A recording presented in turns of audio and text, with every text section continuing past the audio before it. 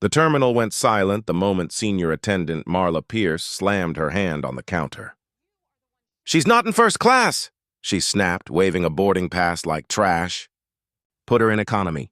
These seats are for real executives." Passengers stared as the black woman they shoved aside stood perfectly still. No anger, no protest, just a steady, unblinking stare. She made one quiet call. Minutes later, alarms pinged through the gate, the jet bridge locked, and the captain's voice trembled over the intercom, because the woman they downgraded wasn't a passenger. She owned their entire airline.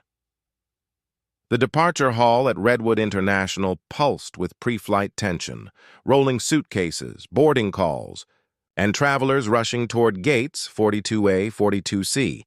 But the loudest sound that morning came from the counter at gate 42B, where senior attendant Marla Pierce snapped a boarding pass between her fingers like it offended her.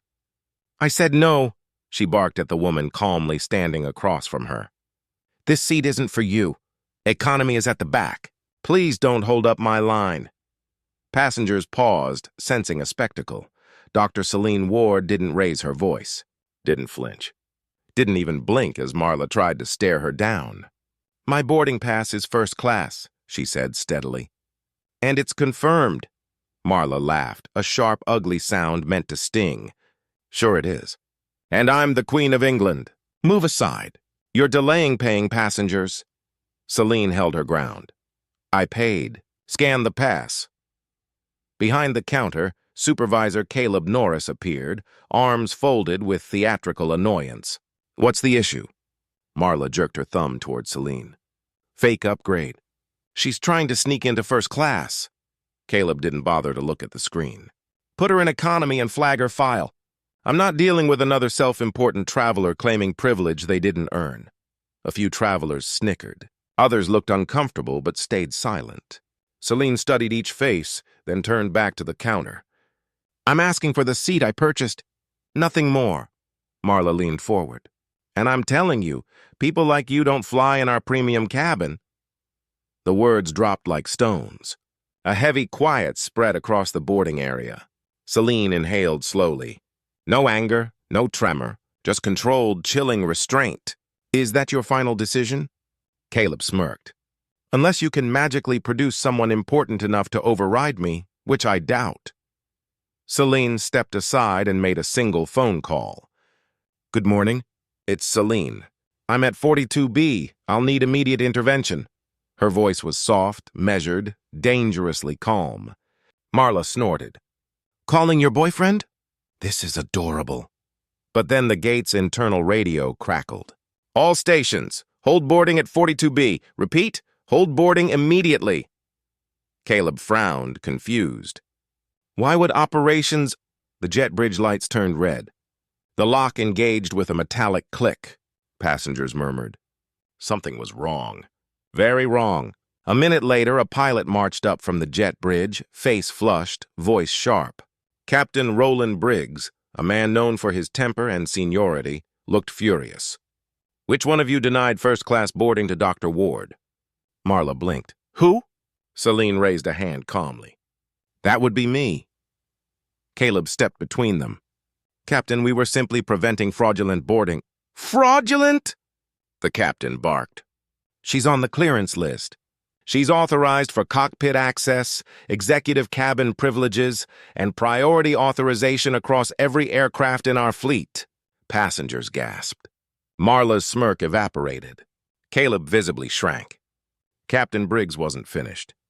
"And because of your little power trip, dispatch just grounded the entire flight until corporate arrives."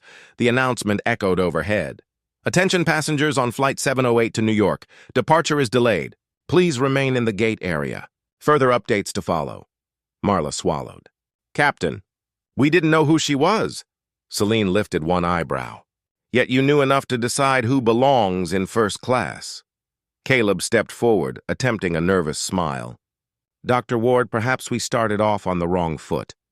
Let us correct your boarding class." "No," Selene said quietly.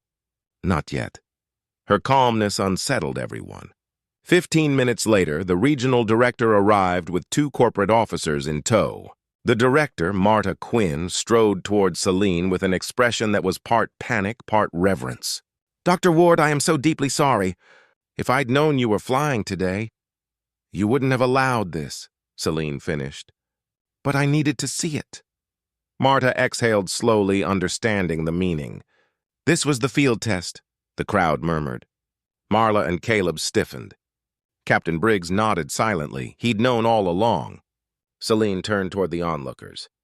"For the last 6 months, I've been reviewing passenger treatment, bias incidents, and internal reports.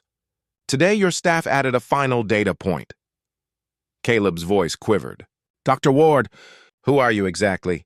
Selene took out her ID card, black, silver, and unmistakable. "Selene Ward, Ph.D. Chief Executive Officer. Atheris Global Aviation Group passengers reacted instantly. Shock, whispers, a few gasps. Atheris wasn't just an airline. It owned majority stakes in 4 carriers, including this one." Selene continued, voice unwavering. "You downgraded your own CEO because you didn't like how I looked. You ignored procedure, lied about my ticket, and publicly tried to humiliate a passenger." Marla burst into panicked tears. "We didn't know. If we'd known who you were, that's the point." Selene's tone stayed cool. "Respect isn't selective, and authority isn't a costume. Today showed me everything I needed." Marta faced her trembling employees. "You're both relieved of duty, effective immediately." "Security will escort you for debriefing," Caleb protested. "This ruins our careers." Selene looked at him without emotion. "You ruined them yourselves."